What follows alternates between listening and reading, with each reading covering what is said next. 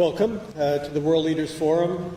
I'd like to begin by recognizing a few people.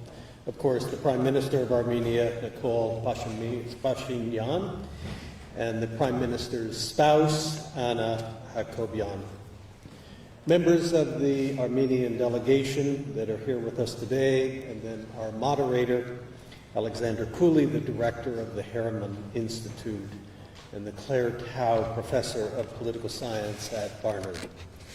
We also have our co-sponsors, Columbia's Harriman Institute and the Department of Middle Eastern, South Asian, and African Studies, and the many students and faculty who are here with us today. So before I begin, I would like to mention Columbia's Armenian Studies program, as well as the critical public health work that our medical center has been doing in the country for more than 3 decades now.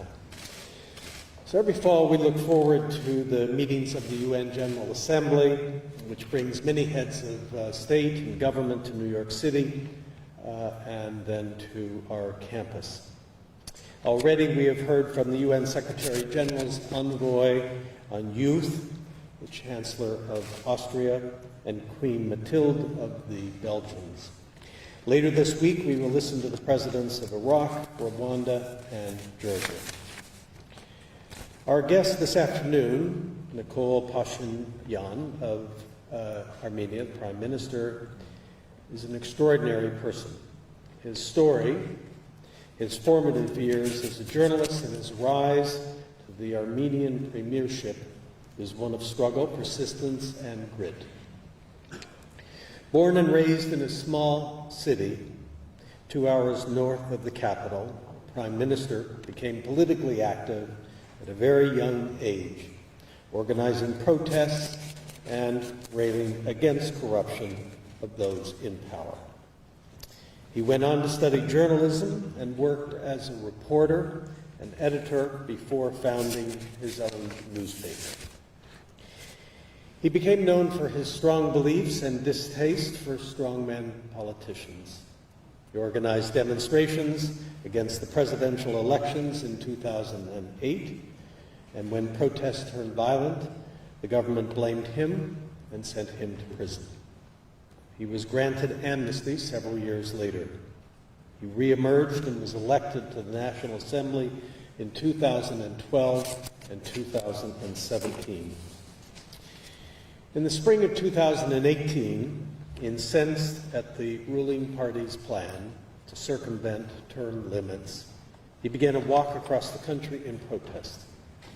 He used social media to communicate with his supporters, and when he reached the capital, he was greeted by throngs of people.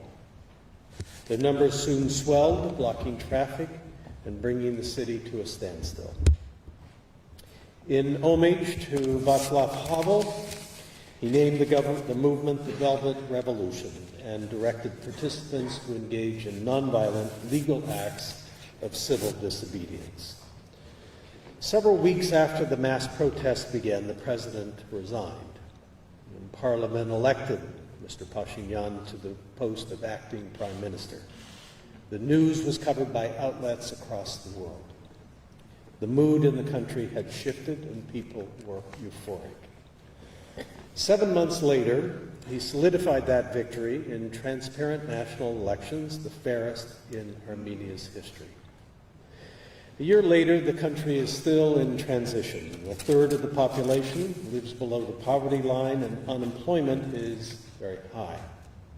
2 of Armenia's borders remain closed, the result of long-standing and deeply divisive disputes with neighboring Azerbaijan and Turkey. The Prime Minister has prioritized domestic concerns, concentrating on job growth, economic stability, and combating government corruption. He has also focused on critical foreign policy issues, like Armenia's close ties with Russia, and the balance it must strike between honoring that alliance and building stronger relationships with the West.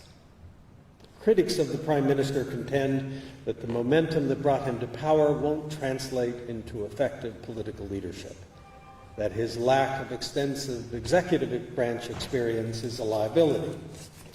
But there is one thing everybody agrees on. He has transformed the country in ways once thought impossible.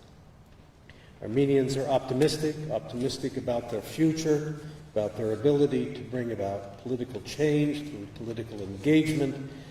For the first time, they believe that they have a real stake in their governance of their country and the power to influence the course of its future.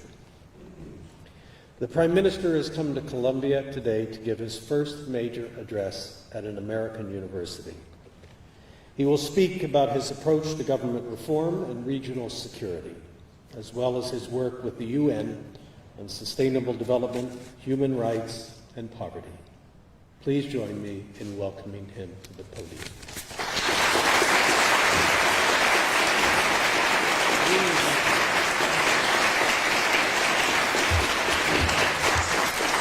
Thank you. President Bollinger, dear students, members of academia, thank you very much for your very warm introduction. I am truly delighted and inspired to be here today and to experience the extraordinary environment of this top university that stimulates learning, academic excellence, and independent thinking. Columbia University carries a special meaning for the Armenians who have had a presence of this campus for over a century. I would like to extend special thanks to President Bollinger for the invitation to visit the university and for the opportunity to make my humble contribution to the extensive and proud history of the very strong bonds that Armenians and Columbia University share, which include many distinguished faculty members and students that have come through the campus. The Armenian Center has an important role to play in supporting Columbia's mission as a global university through dialogue and collaboration, and I am happy that Armenia stands as a partner in this process. Education and universities play a crucial role in training the youth for leadership, for driving social change and transforming our world towards a better tomorrow. Education is indispensable in preserving and promoting fundamental values of freedom, tolerance, and mutual respect. In a world where messages of exclusion and inequalities seem to be on the rise, upholding these values are making them work is as relevant as ever. To reverse the global decline in the democratic values and this rise of the authoritarian trends, the world needs positive examples of inclusiveness and progress, and here is where Armenia, I think, has an important story to share.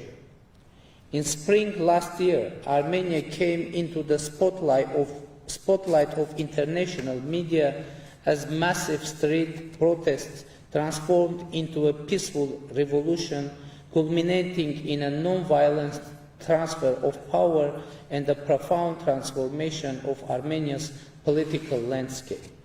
The Velvet Revolution set our country on a path of democracy through a process that was described by the UN Secretary General as a fantastic example of a peaceful transfer of power. It was a strictly homegrown process stemming exclusively from the demands and aspirations of the Armenian people. It had nothing to do with geopolitics or democracy promotion of external actors. The Armenian Velvet Revolution demonstrated that democracy and human rights continue to be universal values despite widespread ideas of cultural relativism and decline of democracies. The revolution in Armenia was driven by a strong demand for fundamental changes. People in Armenia wanted to have an efficient and competent government able to fight against corruption, to put an end to the electoral manipulations, fraud and clientelism in politics, to eliminate inequality and economic polarization existing in our society for many years, to establish level playing field and to provide equal opportunities for everyone. Since its very first day in office, the new Armenian government, formed as a result of the first uncontested parliamentary election in the past 25 years, has embarked on the implementation of an ambitious reform agenda. Comprehensive reforms, these are the most correct words describing the spirit of today's Armenia. Reforms are implemented in many areas, influencing almost all fundamental aspects of our life. A democratic society with a strong middle class based on the rule of law and accountable government is the ultimate goal of our reforms. To reach this goal, we need to develop inclusive political and economic institutions. We have achieved progress in many areas. Today, Armenia is truly a democratic country with established freedom of press and assembly. The chapter of electoral fraud and systemic corruption is closed in our country forever. Yet, the lack of independent judiciary is still a big issue in Armenia. Unfortunately, among the different branches of power, the judiciary enjoys the lowest level of confidence in our society. It is not accidental, therefore, that while making our steps toward establishing a really independent and efficient judicial system and restoring the integrity of our courts, we are encountering the stiff resistance from those who were exercising unrestricted control over judiciary before revolution. They understand that as a result of the successful judiciary reforms, they will lose their last stronghold and the hopes for the restoration of their political influence in Armenia. Those hopes are nothing but illusions, which we have incrementally dismantled in each stage of revolution. With the judiciary reform, we will consolidate the revolution and bring real change for our citizens and trust to the judiciary. Ladies and gentlemen, as I previously said, there was no geopolitical background in the Armenian Revolution. Armenia didn't produce any U-turns in the foreign policy.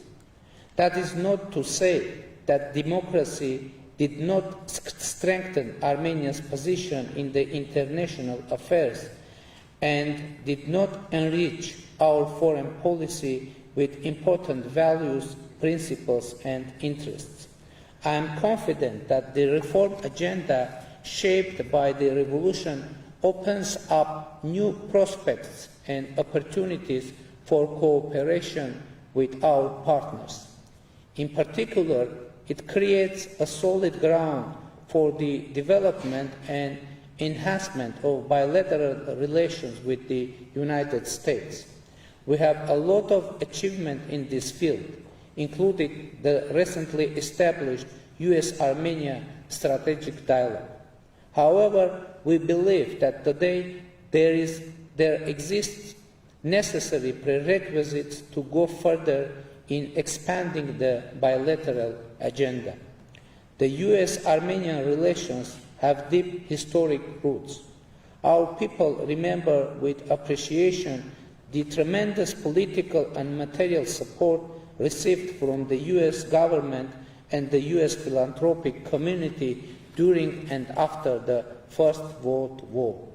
It was in response to the Armenian genocide perpetrated in the Ottoman Empire that the United States government founded the Near East Relief Organization, which officially became the first American philanthropic effort created exclusively to provide humanitarian assistance to the Armenian nation. Massive fundraising campaigns rescued 132,000 Armenian orphans and hundreds of thousands of refugees. In 1991, the US stood by Armenians and their newly established independent state once again. Today, the US-Armenian friendship is anchored in the shared values and in the ultimate respect for human rights, democracy, and dignity of the people. I also believe that the vibrant and active Armenian American community is a significant factor contributing to our partnership. We take a great deal of pride in Armenian Americans who, having attained impressive heights in business, science, art, literature, entertainment, and other fields, also preserve strong interest and support to the ancestral homeland. Ladies and gentlemen, over the past decades, Armenia and the United States have been working together in many areas, including global security, fight against international terrorism, non-proliferation, nuclear security, and peacekeeping operations. Today, Armenia, with its 131 strong peacekeeping troops, is the second largest non-NATO member nation contributing to the operation in Afghanistan. Furthermore, Armenia is one of the contributors to the NATO-led operation in Kosovo. Previously, we also participated in the US-led coalition's operation in Iraq. We also attach great importance to the constructive role played by the United States as one of the co-chairs of the OSCE Minsk Group and appreciate its effort towards a lasting and durable peaceful resolution of Nagorno-Karabakh conflict. Dear friends, unfortunately, the South Caucasus remains to be a volatile region marked by a number of security risks. Unresolved Nagorno-Karabakh conflict poses a security challenge to our nation and serves as a serious impediment for regional development. The Nagorno-Karabakh conflict is among the most difficult and protracted ones in the world. It starts with Soviet Union, when an Armenian region with more than 90% of Armenian population was assigned by an arbitrary decision of Communist Party to Azerbaijan. It lived with the Soviet Union for 70 years, manifested by systematic and violent discriminations against the Armenian population, who formulated their bid for self-determination and human rights in 1988, even before the fall of the Berlin Wall. It survived the Soviet Union and turned into a large-scale war in the beginning of the 1990s, which threatened the very existence of the people of Nagorno-Karabakh, who were subjected to mass atrocities. Since 1994, when a ceasefire agreement was signed between Nagorno-Karabakh, Azerbaijan and Armenia, the Nagorno-Karabakh peace process became an indispensable part of regional politics. There can be many hypotheses as to why it was not possible to resolve the conflict for more than 2 decades.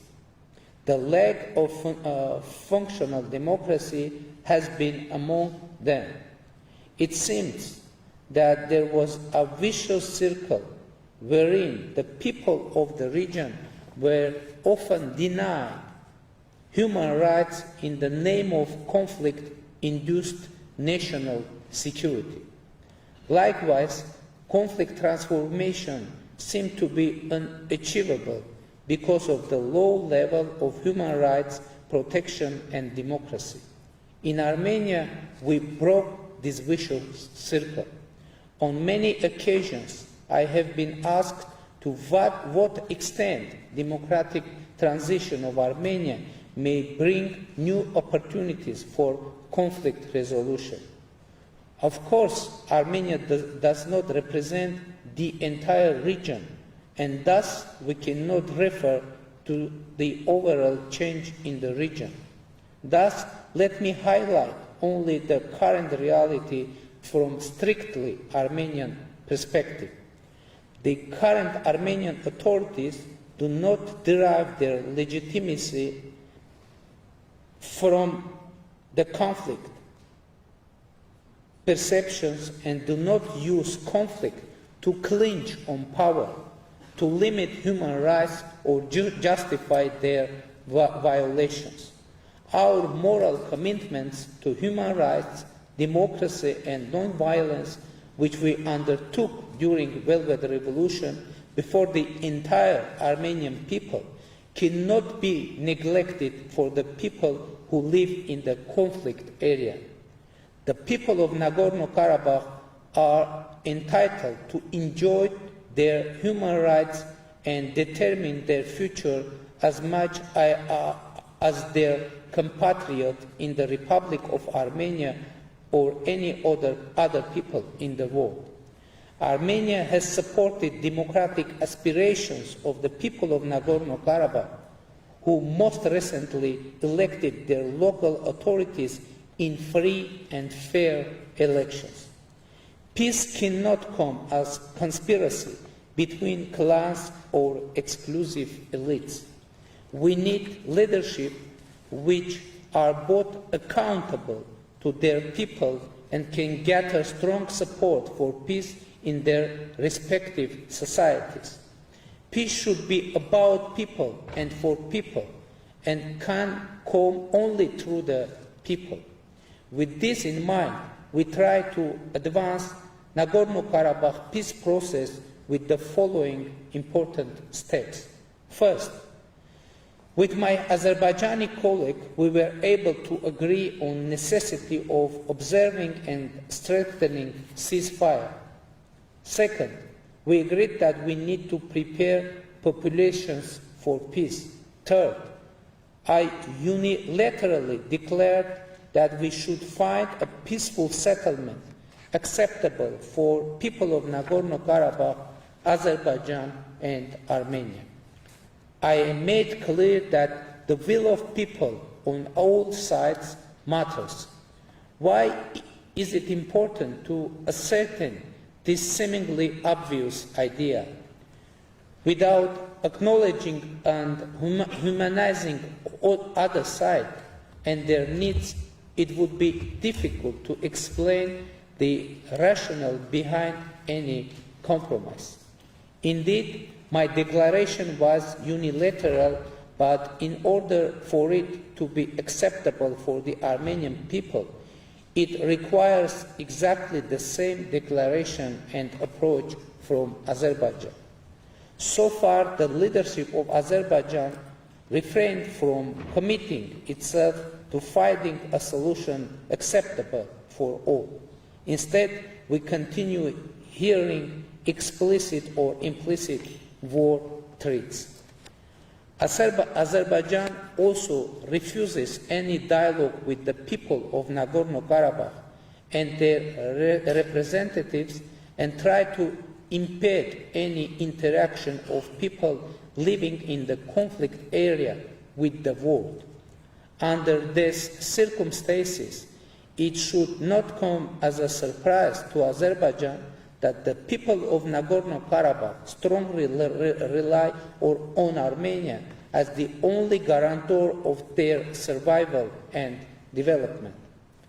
Let us be clear, there will be no more genocidal threat to Armenians, specifically in Nagorno-Karabakh. I hope that Azerbaijan will approach the expression of will of the people of Nagorno-Karabakh in the upcoming state elections, not as a threat, but opportunity to engage with newly elected authorities. It is our view that the international community should continue to support the peace efforts on the co-chairmanship of the OSCE Minsk Group, namely France, Russia, and the US, especially by sending clear message on inadmissibility of the use of force. It is important that within the OSCE Minsk Group co-chairmanship, the US, Russia, and France closely cooperate with each other. This is good news both for our region and for the world, as it indicates that great powers are able not merely to compete, but also to cooperate with each other, at least in one particular region of the world. Unfortunately, not all regional players have been showing the same degree of responsibility. Turkey continues to be a source of instability and tension in our region. I can be critical on many issues of domestic and foreign policy, but I should acknowledge that the previous government of Armenia made very strong efforts to establish relations with Turkey both in the beginning of the 1990s and in 2008-2009. They agreed to establish diplomatic relations with Turkey without preconditions, despite the difficult and tragic past. However, these efforts remained unappreciated, rejected, and even manipulated by Turkey, who signed but refused to ratify the Zurich Protocols. Today, after 104 years of the Armenian genocide, Turkey continues its hostile policy towards the Armenians by closing its land borders, politically and militarily supporting Azerbaijan against Armenia and Nagorno-Karabakh, and most appallingly, by justifying the Armenian genocide. We are a people of the region, and we have been living here from ancestral times. We survived a genocide, and finally we are building a democratic, peaceful, and viable nation. This is a reality that Turkey should accept by ceasing to be an eternal security threat to Armenia and the Armenian people. The equal rights and self-determination of peoples are one of the principles of international law put forward by the OSCE Minsk Group co-chairs for the resolution of Nagorno-Karabakh conflict. When it comes to this principle, somehow there is a tendency to rightly emphasize self-determination and wrongly to forget about the equal rights of peoples. Peoples who live in one region, side by side, are destined to recognize each other as legitimate equals. This means rejection of any idea of domination, subjunction, or destruction of other people. New forms of dialogue, respect, reconciliation, and equality among people are needed in our region. Culture of dialogue, tolerance, and compromise should prevail over all differences and against all odds in the South Caucasus. Thank you for your attention.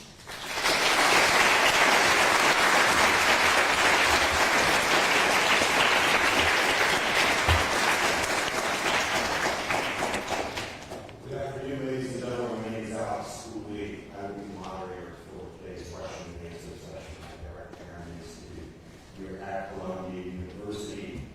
We are on the record, and we are being live streamed across the world, so I would encourage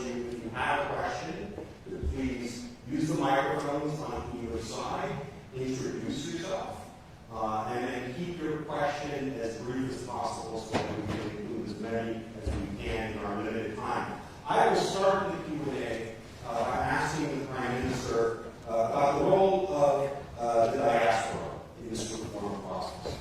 Traditionally, of course, the diaspora has always had an important relationship. What do you see as the previous barriers and challenges for engaging with the diaspora? What steps have you taken to bring the diaspora into this reform process, the state-building vision that you have? Of course, diaspora is a very important factor for democratic reform in Armenia.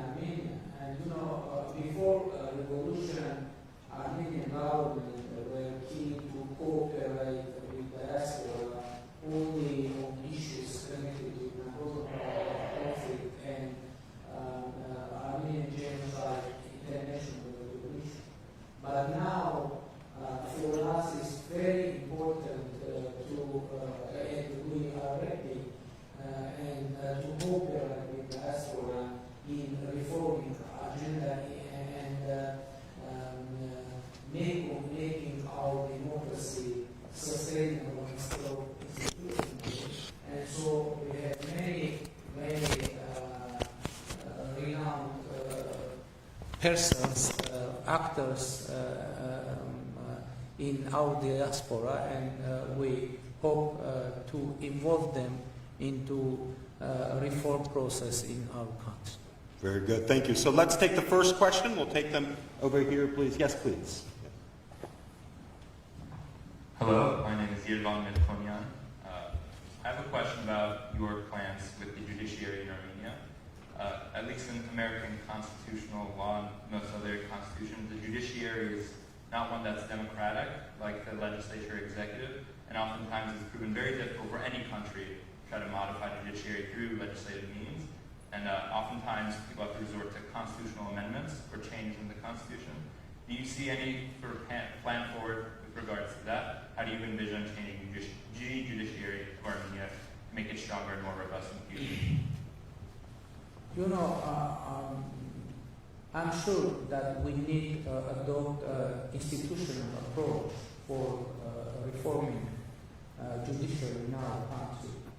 And now, recently, we are going to adopt anti-corruption strategy, and the very tangible part of judiciary reform will be connected with anti-corruption policy in Armenia, because a most important problem and issue in our judiciary system it is corruption in judiciary system, and it was connected with many factors, and not the least factor is on very low salaries of judges, because and now we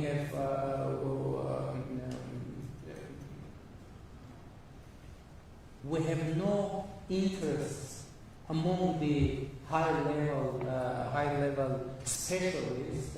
I mean jurists to become judges, and now we have problem with invited new judges into our judiciary system, because they have too low salaries, and in condition when there is no way to take bribes, etc. There is no interest for people become judges, and now it is very complicated process, and now we hope to increase the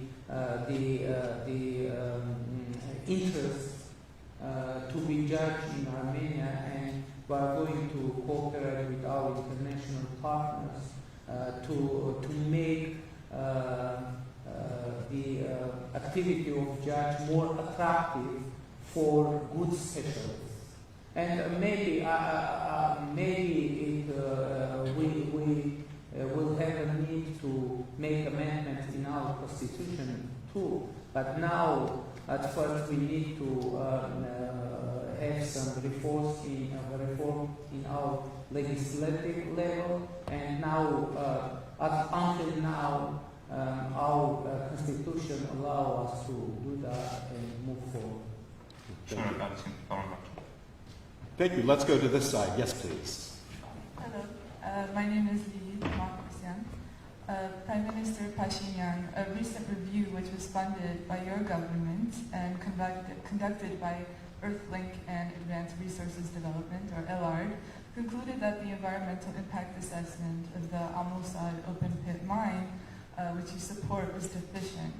If this mine is opened, despite the existential threat it poses to Jedmuk, its surrounding villages, and Armenia's most important water source, Lake Sevan, the report clearly states that Lydian, the corporation that plans to operate in Amulsad, has underestimated the cost of closing the mine after it has operated and rehabilitating the surrounding area.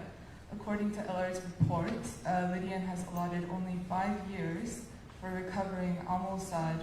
In comparison, in the United States, according to federal and state laws, regulations call for a minimum of 30 years for monitoring and rehabilitating an open pit mine of this magnitude. Furthermore... Oh, can we get to the question part of this? Yeah, I think we get the judge. Thank you. Yeah. One other note is that LR has said that it will take $70 million to actually rehabilitate the area. And so I would like to know how your government plans on enforcing this and making sure that Lydian, if the mine does open, actually is responsible and invest the $7 million that are needed to recover Amulsad. You posed a very wide question, but let me to answer very concretely. If you mentioned existential threat for Germany. If we will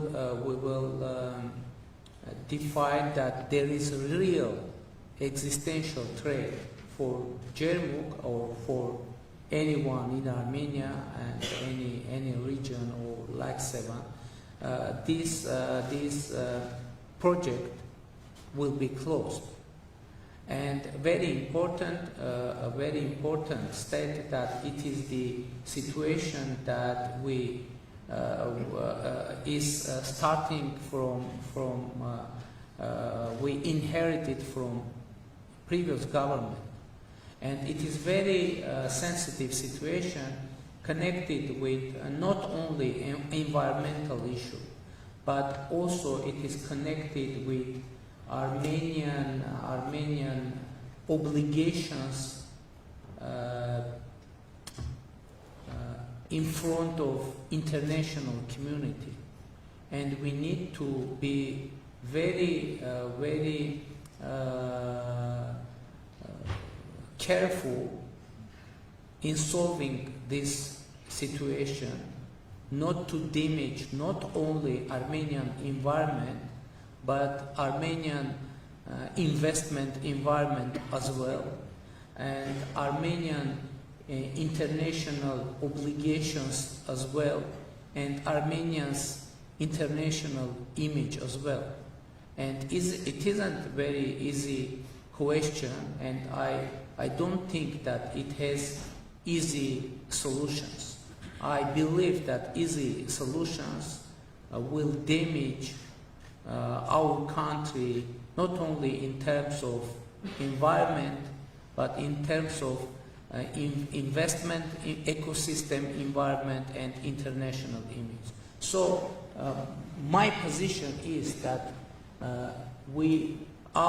any solution, so we must make informed decision on that issue, and it isn't acceptable to make any solution based on only fears, only rumors, only risks. We need to understand this situation truly, and we need to make balanced decision on that. So does that mean that I'm sorry, we have to move on to other questions. We can't take two-part questions. Thank you very much. Yes, please. Yeah. Hi, I'm Kelly Badashkanian, and thank you, Prime Minister, for speaking to us today at Columbia. My question actually does dovetail with the previous one, and it's about water. You know, Armenia clearly has a water problem. My family and I, we were in Tavush this past August, and every village we visited on the border talked about irrigation issues or lack of drinking water. It was clearly pervasive, and I'd mentioned Lake Sevan looks different than it did a couple of years ago. I've read that there are some risks that it could turn into marshland, like there's an environmental problem. And then when I think about Jarmuk, which we did touch upon, I do worry about a cyanide pit being built so closely to the Arpa River Valley. So it's a more general question about what is your perspective on the environment and that very vital, irreplaceable water resource that Armenia has and is potentially at risk. You know, our government announced that we adopt the concept of eco-Armenia. Eco-Armenia. What does it mean? It means that for us, the protection of environment is very important. But it doesn't mean that we are going to close mining sector in our country. It does mean that we are going to increase the standards of the mining sector in our country. And by the way, in our country we have no problem of water. We have problem of water supply because we have huge water resources in our country, and now we need to have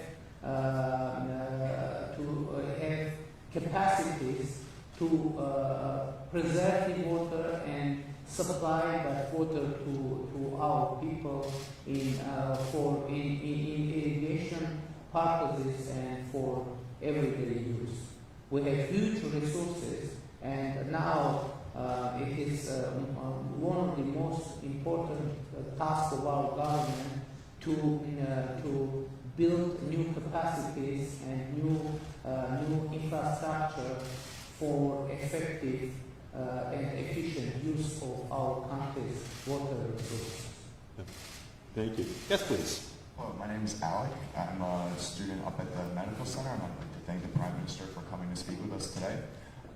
So the previous Armenian government was unwilling at the time to condemn Russia's annexation of Crimea at the UN General Assembly, along with only 10 other nations. So I'm wondering if you would be willing to condemn that today. You know, I think for us it's a very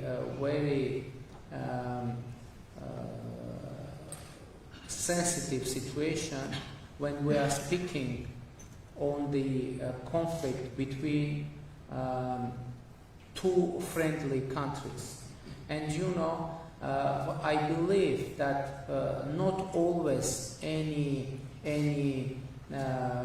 condemnation, etc., they help for solving this problem.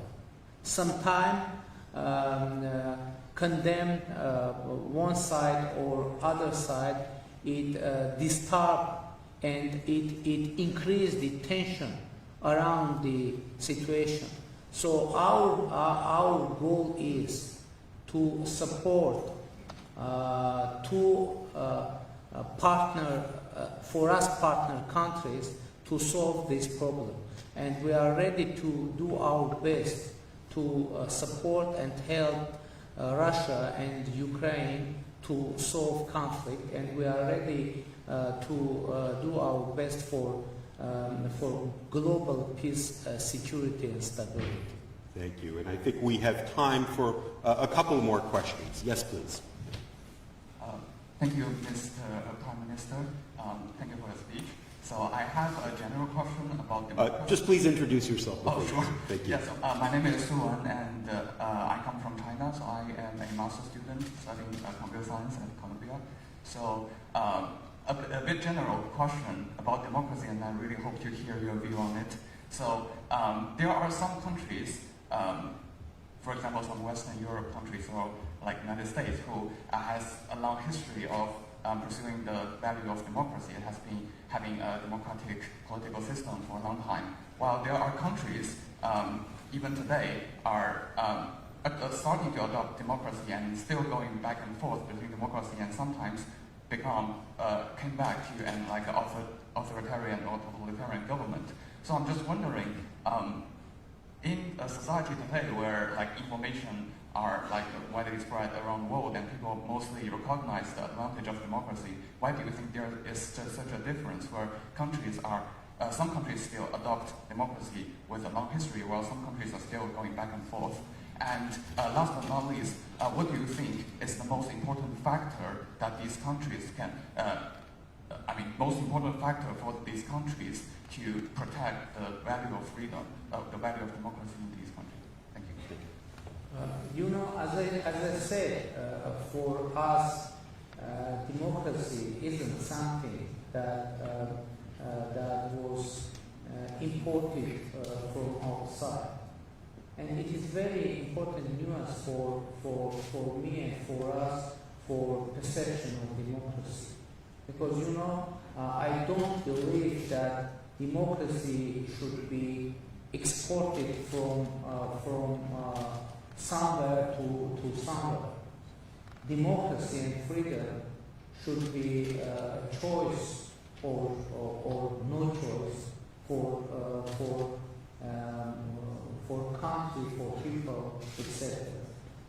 The most important nuance of our democratic revolution is that it was choice of Armenian people, and there was no one foreign force involved in our democratic revolution, and that is very important.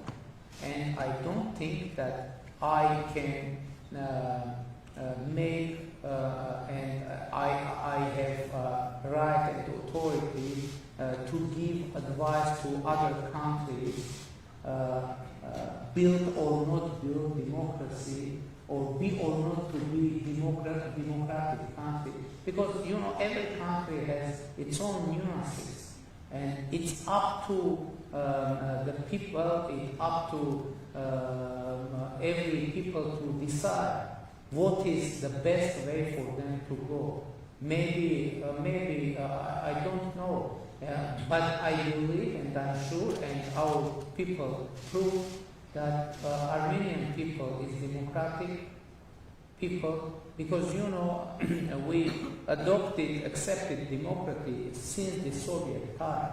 Armenia in the process of even in the process in the situation of existing of Soviet Union in early 1990s, Armenia was a democratic country and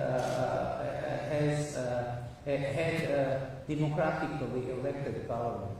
So I believe that democracy is an Armenian value. It isn't something that we took from outside of our country. It's domestic value, it's national value. Democracy, I believe, it is our one. Thank you. Right, thank you very much. Yes, please. Hi, Nikol Pashinyan. My name is Mariam. I'm a PhD student in machine learning here at Columbia. And my question to you is about military. So this has about military. Military. Yes. So this was the second year I held a robotics camp with MIT in Armenia, and it was a big hit. And I noticed this interesting trend among young Armenian women who want to serve in the army. And including myself, I would love to serve for the army. And many people don't see it as an obligation, but they see it as a right. So my suggestion to you is the following, and I wonder what you think about it. I would love to be a citizen of the country where both men and women serve. And men don't have to serve for 2 years in that case, that everyone gets to serve for 1 year. And I believe that would solve a lot of issues about the army, such as people avoiding the service, people hurting themselves on purpose so they're not eligible for service. So that's my suggestion, and I wonder what you think about it. Thank you. Yeah, I think it is worthy idea to discuss. And now, actually, this process has already started in Armenia. I mean that every year the number of women serving in army professionally, not like obligation, is increasing. And I believe that this process will develop further, and the next step will be real discussion about the women obligatory service in army. It is idea that should be discussed, but what would be the outcome of that discussion? Now I can't say, because as I said, Armenia is a democratic country, and we need to solve this problem, this issue, through the wide discussion with our society, with our people. Thank you. And we have time for one more, but very quick, please. Yes. Thank you for your time. And I'm Jason from School of Engineering and Applied Science, also from China. We know that Armenia is on the Asian Silk Road and also joined the Belt and Road initiatives. And what I want to ask is whether there are any ongoing projects under this initiative. If any, what are they? If not, what do you think are the reasons? And also, what are your recommendations for the foreign investors to invest in your country? Thank you. To invest our country, I think that Armenia is attractive for foreign investment due to several reasons.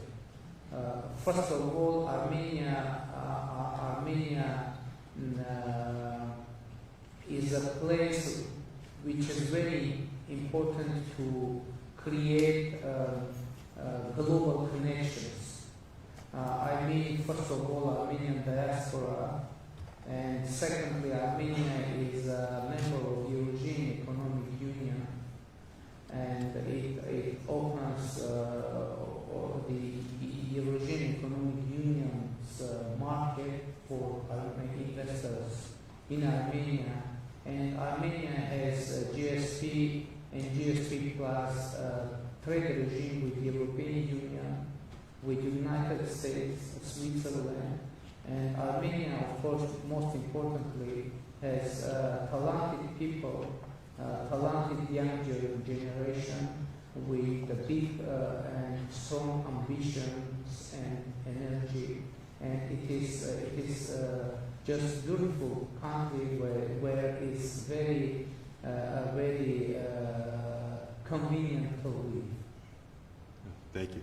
So, Prime Minister Pashinyan, we want to thank you for sharing these thoughts with us, your vision for the country. We want to wish you success with your ambitious reform agenda, and please extend an invitation to you to visit us again in the future. Thank you so much for being here.